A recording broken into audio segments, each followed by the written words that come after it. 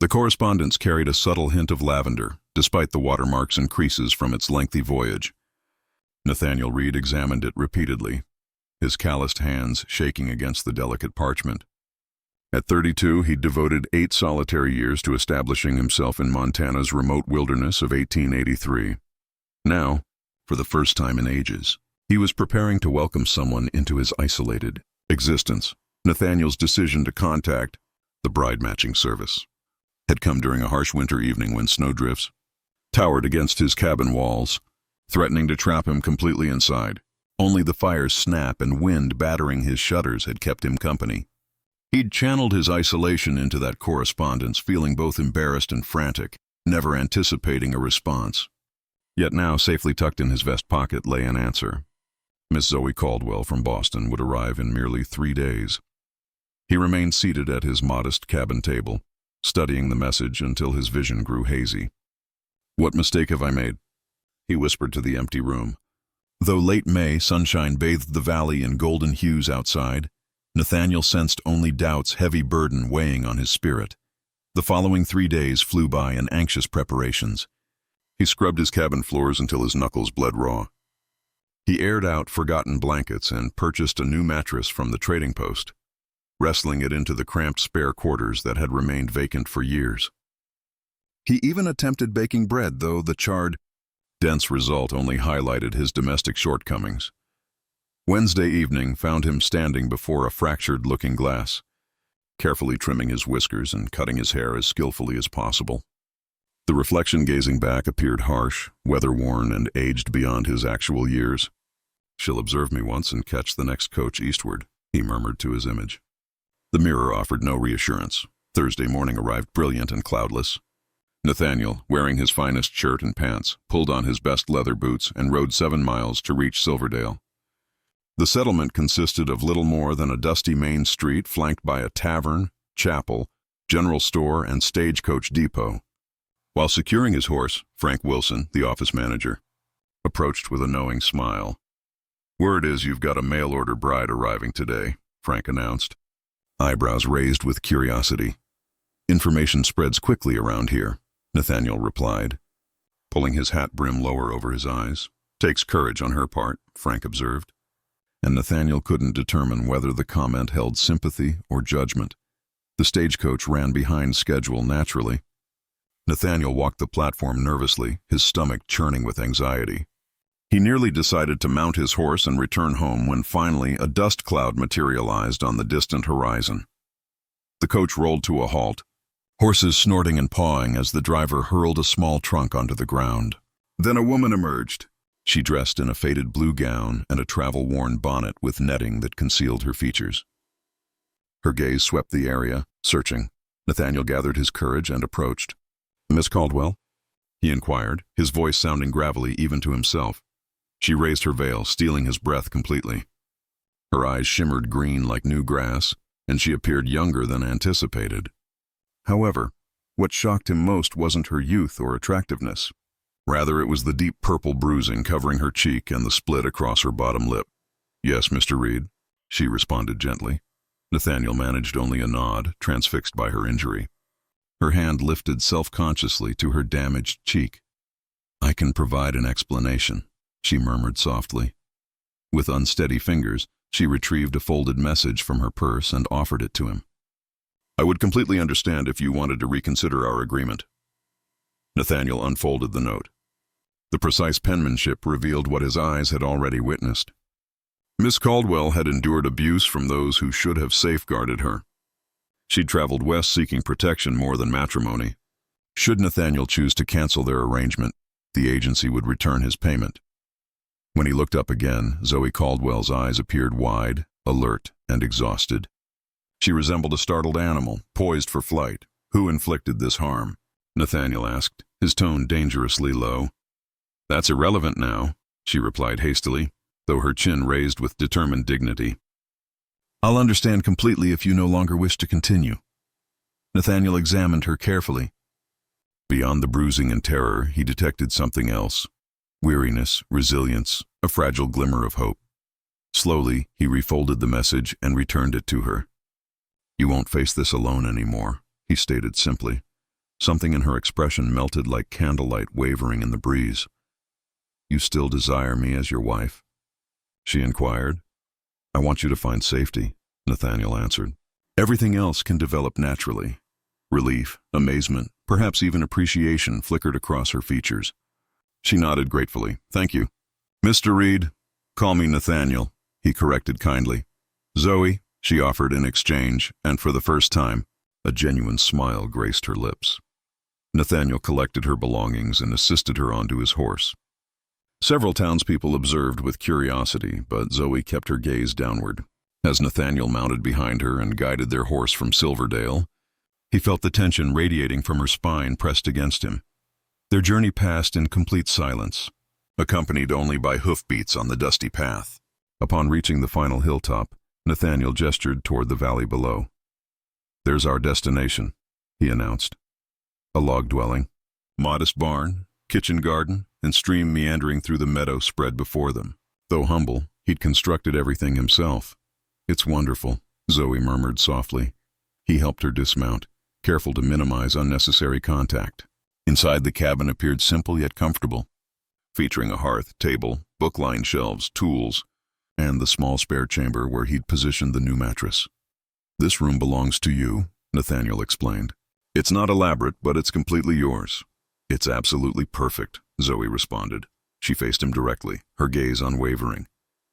"I want you to understand, Nathaniel. I came here because I had nowhere else to turn. But I won't expect anything from you that you're not prepared to offer freely." He nodded his understanding.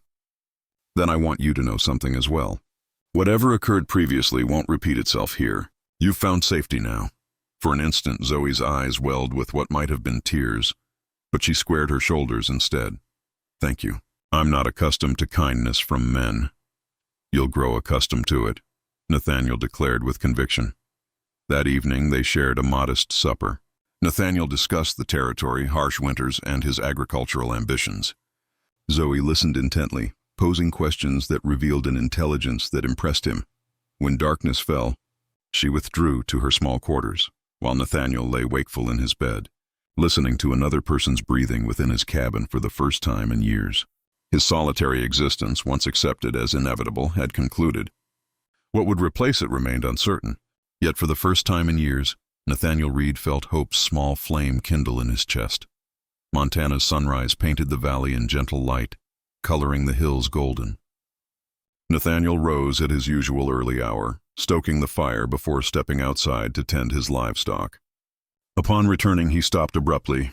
Zoe stood at the stove, hair loosely plaited, preparing eggs she'd collected from the basket near the entrance. "I hope you don't object," she said quickly, turning toward him. "I wanted to contribute." "There was no necessity," Nathaniel replied, genuinely surprised. "I want to justify my presence here," Zoe stated matter-of-factly. "I possess skills in cooking, sewing, gardening, and I'm more capable than my appearance suggests." Nathaniel studied her in the gentle morning glow. The bruising on her cheek appeared darker, edges yellowing with healing, causing his chest to constrict. "You needn't prove anything to me," he said quietly. "Perhaps not to you," Zoe answered. "But I must prove it to myself." Nathaniel nodded, respecting her honesty. "That seems reasonable. However, today you should rest. You've traveled far. Tomorrow will be soon enough for labor." During breakfast, he outlined his daily responsibilities. Zoe listened with keen attention, surprising him with her agricultural knowledge. "I was raised on a small Vermont farm before my parents passed," she explained gently. "Afterward, I went to live with my uncle in Boston." Her voice wavered, and Nathaniel didn't pursue the subject. He recognized that topic carried painful memories. Instead, he offered to show her around the property.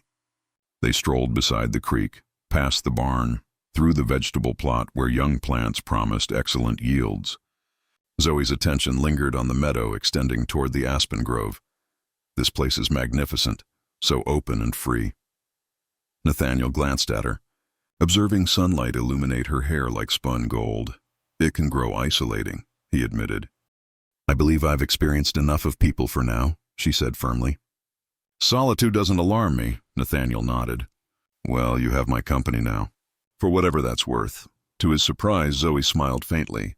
"I think I can handle that arrangement." Days merged into weeks. Zoe insisted on helping, and soon the cabin underwent a complete transformation. She prepared meals that made Nathaniel realize how poorly he'd been nourishing himself.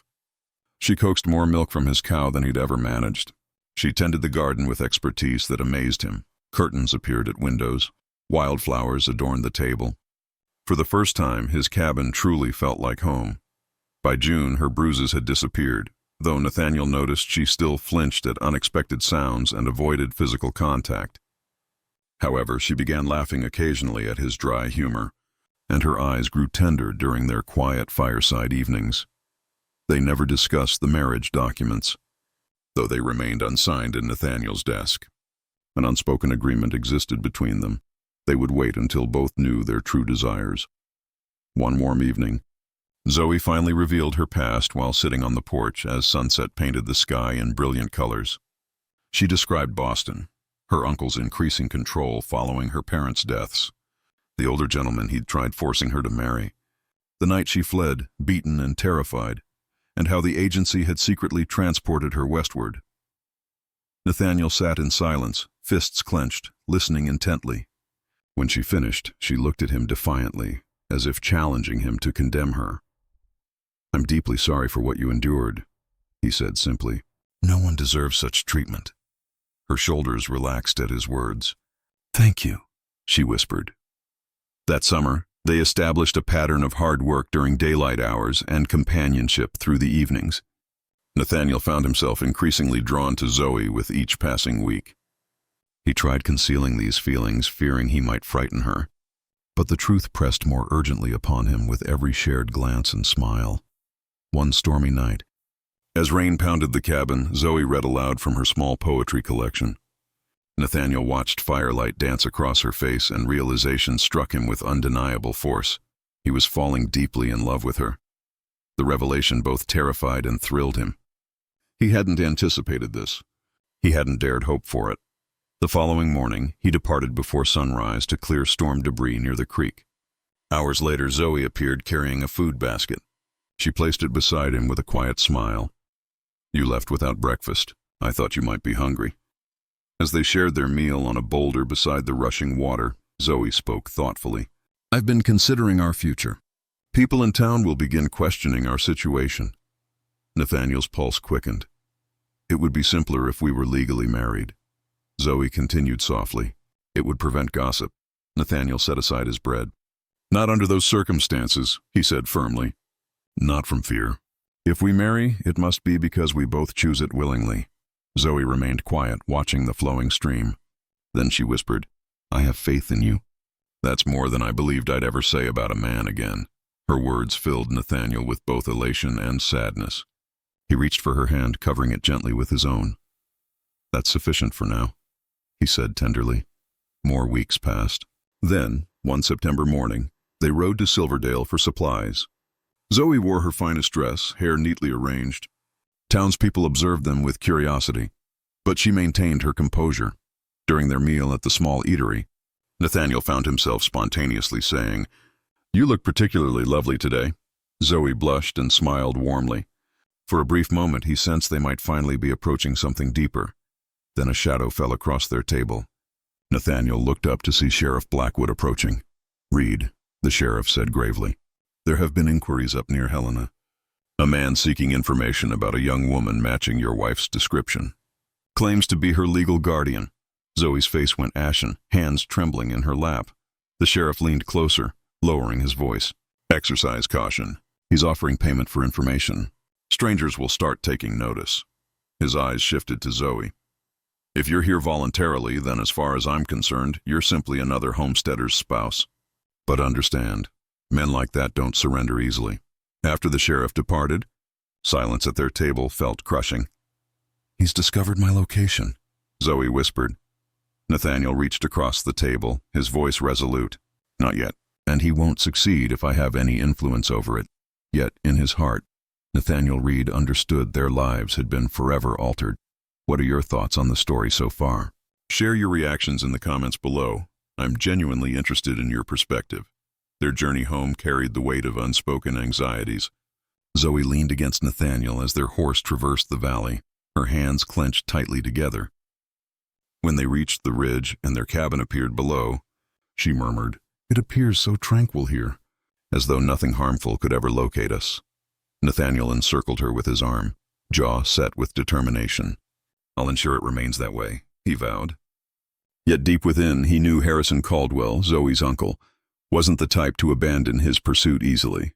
The subsequent weeks challenged them both. Nathaniel intensified his watchfulness, keeping his rifle close, scrutinizing every traveler who passed their land. Zoe began securing the cabin door at night, something she'd never done previously.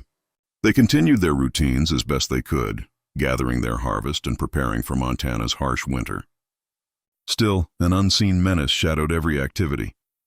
Then one October afternoon, while Nathaniel mended fencing, Zoe approached him, her hand resting protectively on her abdomen.